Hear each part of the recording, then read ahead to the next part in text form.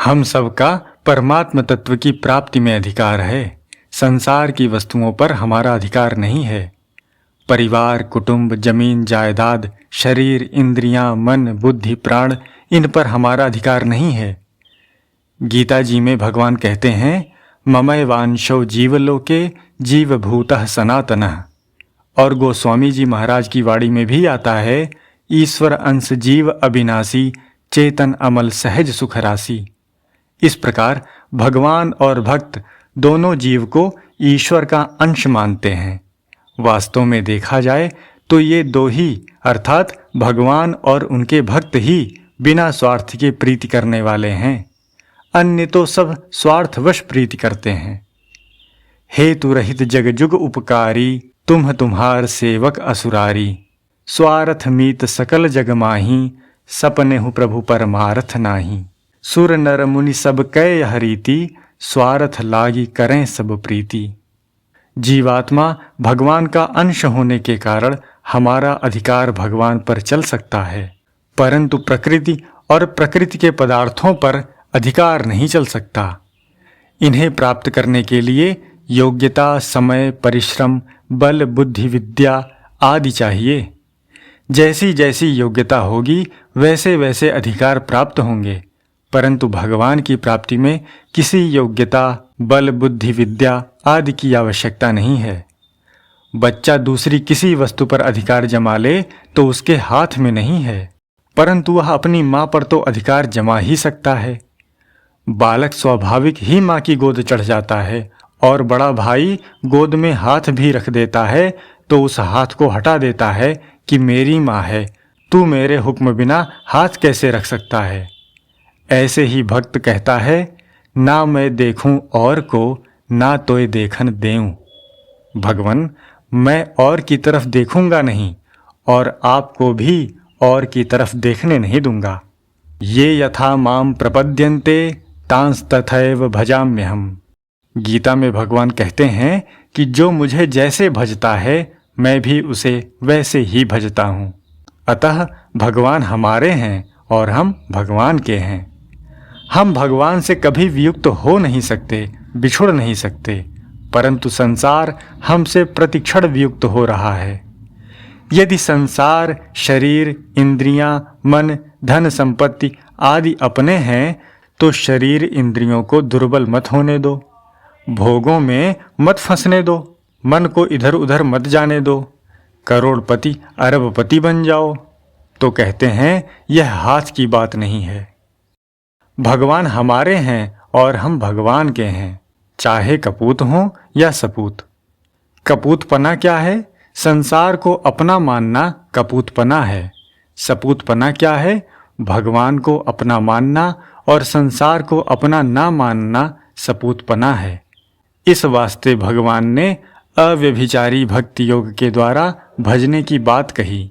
माम च यो अव्यभिचारेण भक्ति योगेन सेवते। अव्यभिचारिणी भक्ति क्या है? संसार अपना नहीं है, मैं संसार के साथ नहीं हूँ। और संसार को अपना मानना व्यभिचार है। अपना संसार नहीं, अपने तो भगवान हैं। भगवान की प्राप्ति को असंभव या कठिन मानना गलती है। इसमें बाधा है धन तथा पदार्थों के संग्रह की तथा सुख भोगने की चाहना, यह माया है।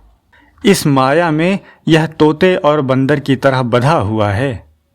सो माया बस भयो गोसाई, बंध्यो कीर मरकट की नाई। एक तोता पकड़ने वाला जंगल में तोता पकड़ता था। उसने पानी की गहरी कुंडी बनाई थी, उस पर आड़ी लकड़ी रखी हुई थी। उस पर ज्यों ही तोता बैठे कि उल्टा हो जाए। अब नीचे देखे तो पानी और चारों ओर दीवाल। उसे लगता है कि फंस गया। उस लकड़ी को वह तोता छोड़ता नहीं। इतने में आकर तोता पकड़ने वाला उसे पकड़ लेता है। यह दृश्य देखकर एक संत को दया आ गई तो उन्होंने एक तोता लिया और उसे पढ़ाया। देखो तोता, जहाँ जल की ऐसी कुंडी हो वहाँ नहीं जाना। तो तोते ने भी ऐसा ही याद करके कह दिया।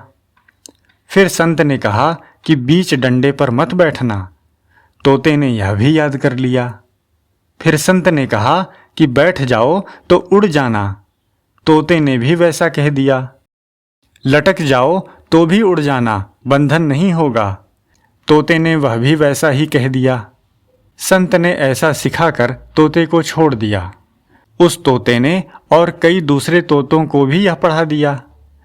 संत ने देखा कि अब तोते नहीं फंसेंगे। फिर एक दिन तोता पकड़ने वाले ने जल की कुंडी रखी तो तोता वहां डंडा पर बैठ गया। जल की कुंडी पर नहीं बैठना है, ऐसा मुंह से सारी बात कहते कहते तोता पकड़ लिया गया।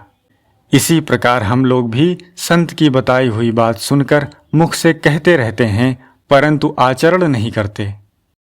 ऐसे ही बंदर को पकड़ने वाले छोटे से मुंह के घड़े में चने रख देते हैं। बंदर आता है और दोनों हाथ घड़े में डालकर चनों से मुट्ठी भर लेता है। बधी हुई मुट्ठी वह घड़े के छोटे से मुंह से बाहर नहीं निकाल सकता और चने छोड़ना भी नहीं चाहता। इस प्रकार बंदर और तोता दोनों खाने पीने में बंधते हैं।